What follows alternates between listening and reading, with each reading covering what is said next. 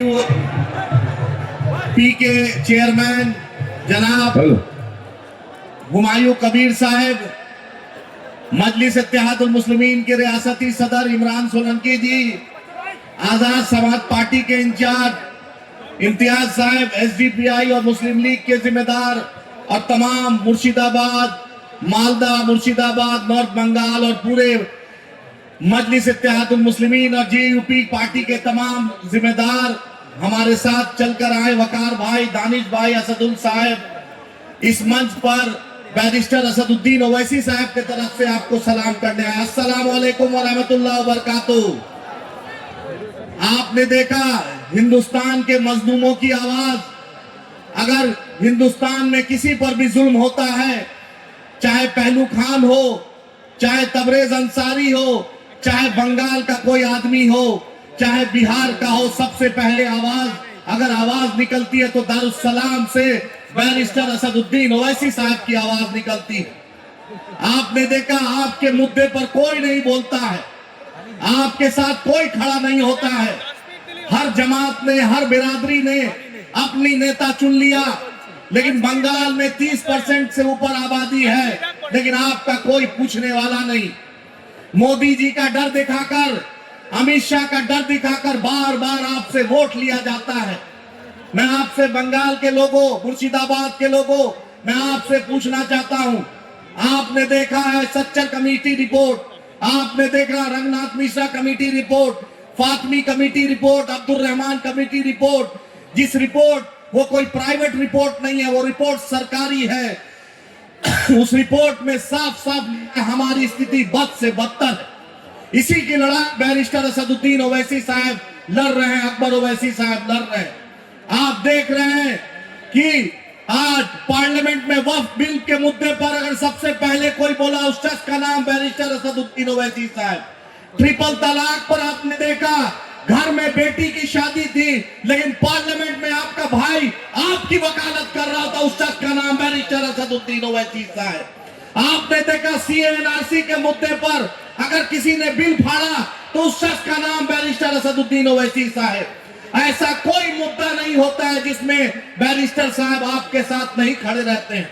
आपने देखा अल्हम्दुलिल्लाह हुमायूं साहब यहाँ पर हैं, इनकी दावत पर हम यहाँ आए हैं। इन्होंने कहा कि हिंदुस्तान में बैरिस्टर असदुद्दीन ओवैसी साहब हैं, मैं उनके साथ बंगाल में मुसलमानों का और मजलूमों की आवाज बनना चाहता हूं, और मेरे साथ हमारे भाई हुमायूं कबीर साहब।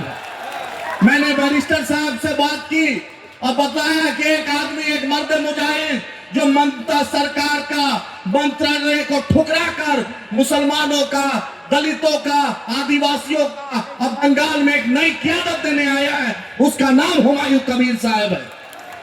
दोस्तों, बैरिस्टर साहब आपके हैं, आपके लिए लड़ाई लड़ते हैं। हम भी चाहते हैं कि बंगाल में भी मुसलमानों की, दलितों के, पिछड़ों की, ओबीसी की, सबकी आवाज हो। नरेंद्र मोदी सुन लो, अमित शाह, मुर्शिदाबाद की सरजमी से बोल रहा हूं, डरता हूं तो सिर्फ अल्लाह से डरता हूं, और झुकता हूं तो सिर्फ अल्लाह के सामने झुकता हूं। पूरी ताकत लगा लो, दुनिया की कोई ताकत हमें न झुका सकती है, न डरा सकती है। डंके की चोट पर इंसाफ की बात करेंगे। हमारे बाप दादा ने इस मुल्क के लिए जान दिया है। फजल हक खैराबादी से लेकर टीपू सुल्तान से लेकर वीर अब्दुल हमीद से लेकर हमारे उलेमाओं ने चिटगांव से लेकर लाहौर तक ऐसा कोई दरख्त नहीं था जो हमारे उलेमाओं ने इस देश की आजादी के लिए जान नहीं दिया। और ये जो हेमंता बिस्वा शर्मा, ये जो टुचल्लू बोलता है मुसलमानों के साथ गलत करो, ईंट का ईंट जवाब देना है, ईंट का ईंट जवाब देंगे। हम यहाँ पर एक पैगाम देने आए हैं, बंगाल में भी दलित हो, पिछड़ा हो, अति पिछड़ा हो, आदिवासी हो, मुसलमान हो, उसको भी पहले सब में बैठाइएगा ना, बैठाइएगा। चाहते हैं असदुद्दीन ओवैसी साहब के साथ, चाहते हैं हुमायूं भाई आए, चाहते हैं, ये हमारी मिट्टी है, हमारे बाप दादा ने इस मिट्टी के लिए जान दिया है, कल भी जान दिया है, आज भी जान देंगे। जब भी जरूरत पड़ी देश को इस मिट्टी बंगाल में यूनिवर्सिटी की बात, हेल्थ की बात, बीड़ी वर्कर की बात, चाय पत्ती के मजदूर की बात, हम हर मुद्दे पर आपके साथ हैं। आप ओवैसी साहब के साथ हैं, आप हुमायूं भाई के साथ हैं।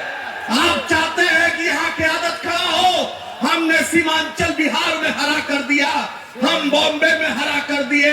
आप साथ दीजिए तो इंशाअल्लाह पूरा बंगाल को हरा कर देंगे, अल्लाह ने चाहा तो इंशाअल्लाह। नारे तकबीर, नारे